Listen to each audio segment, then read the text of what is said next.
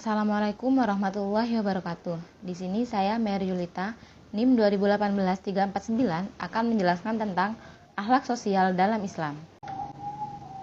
Masyarakat ideal. Istilah masyarakat ideal lebih dikenal dengan sebutan masyarakat madani. Dilansir dari buku Pendidikan Kewarganegaraan tahun 2003 karya Ubaidillah dan Abdul Razak. Masyarakat madani merupakan sebuah sistem sosial yang tumbuh berdasarkan prinsip moral yang menjamin keseimbangan antara kebebasan individu dengan kestabilan masyarakat. Terminologi Al-Quran yang menunjuk arti masyarakat ideal. Yang pertama yaitu ada ummatan wahidah. Kata ummah berarti sekelompok manusia atau masyarakat, sedangkan wahidah secara bahasa berarti satu. Ummatan wahidah artinya sekelompok manusia yang menjadi satu. Yang kedua yaitu ada ummatan wasaton. Dalam Quran Surat Al-Baqarah ayat 143 dijelaskan bahwa kualifikasi umat yang baik adalah ummatan wasaton yang bermakna dasar pertengahan atau moderat, atau juga bisa diartikan sebagai masyarakat yang harmonis. Yang ketiga yaitu ada khairu ummah. Istilah khairu ummah yang berarti umat terbaik. Umat terbaik artinya yang mengemban tugas menyuruh kepada yang ma'ruf dan mencegah dari yang munkar dan beriman kepada Allah. Yang terakhir yaitu ada baidatun thayyibah. Baidatun thayyibah artinya dalam negeri atau daerah yang baik. Secara bahasa dapat diartikan sekumpulan manusia yang tentram, nyaman, dan damai.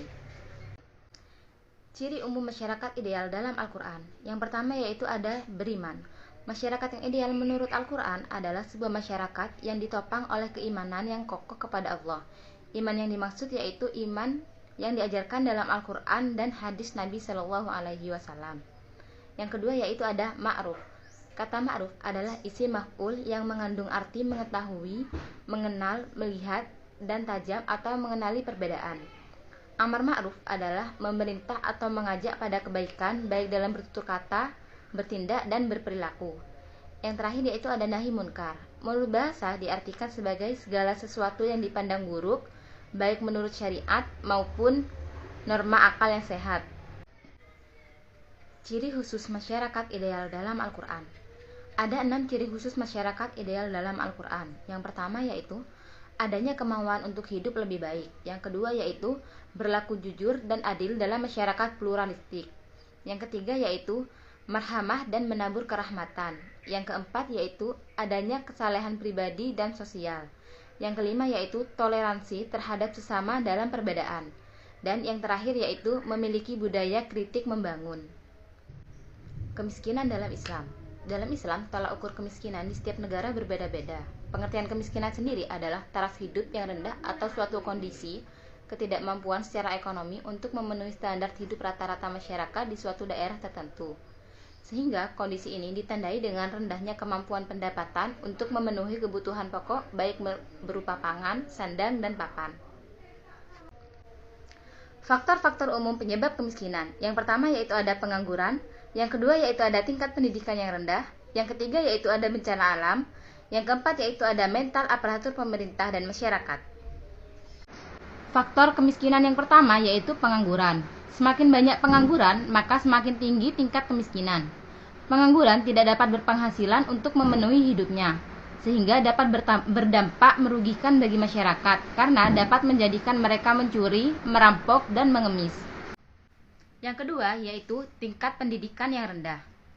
Tidak adanya keterampilan, ilmu pengetahuan, dan wawasan yang lebih, masyarakat tidak mampu memperbaiki hidupnya untuk menjadi lebih baik.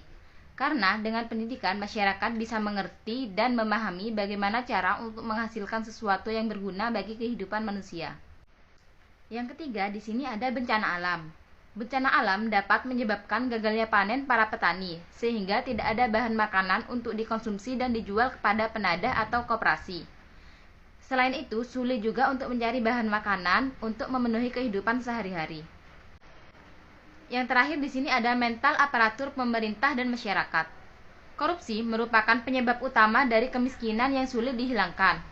Selama ada pejabat pemerintahan mulai dari tingkat yang paling rendah sampai tingkat yang pusat yang hanya berpikir untuk memperkaya dirinya saja, maka dari itu akan membuat Indonesia selalu ada orang-orang yang miskin. Cara Islam untuk mengatasi kemiskinan, pengangguran, dan kebodohan. Secara praktis, ajaran Islam menuntut umatnya untuk selalu berupaya melakukan pemberdayaan dalam kehidupannya, sehingga terlepas dari berbagai masalah sosial seperti kemiskinan, kebodohan, penyakit, dan kebatilan. Cara pengentasan kemiskinan menurut pandangan Islam. Cara pengentasan kemiskinan menurut pandangan Islam ada dua. Yang pertama yaitu prinsip ta'awun, yakni prinsip kerjasama dan sinergi di antara berbagai pihak, yakni pemerintah, lembaga zakat, ulama, organisasi Islam, dan berbagai kelompok masyarakat secara umum. Yang kedua yaitu prinsip syuro, yakni prinsip musyawarah di antara pemerintah dan pihak-pihak yang terkait dengan persoalan pemberdayaan kaum kafir dan miskin dalam satu program kepedulian terhadap masyarakat kemiskinan. Dapat ditarik kesimpulan bahwa dalam lingkungan masyarakat dapat dikatakan ideal jika dalam masyarakat tersebut beriman, ma'ruf, dan nahi munkar sesuai dengan di dalam Al-Quran.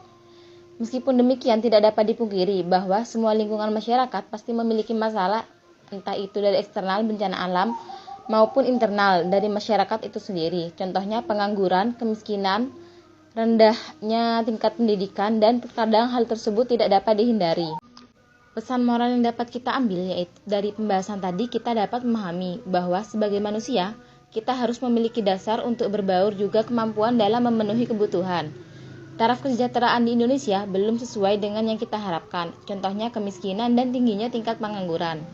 Maka dari itu kita harus lebih semangat dan selalu berusaha untuk mengubah kehidupan kita agar menjadi lebih baik. Dalam hidup bermasyarakat, kita harus saling tolong-menolong, menghargai, dan saling menghormati perbedaan. Dan hal yang paling penting yaitu kita harus berpegang teguh dalam pedoman Islam yaitu Al-Quran, di mana kita harus menerapkan dalam kehidupan sehari-hari demi mendapatkan ridha Allah Subhanahu wa Ta'ala. Terima kasih sudah menyimak video presentasi dari saya. Kurang dan lebihnya mohon maaf. Wassalamualaikum warahmatullahi wabarakatuh.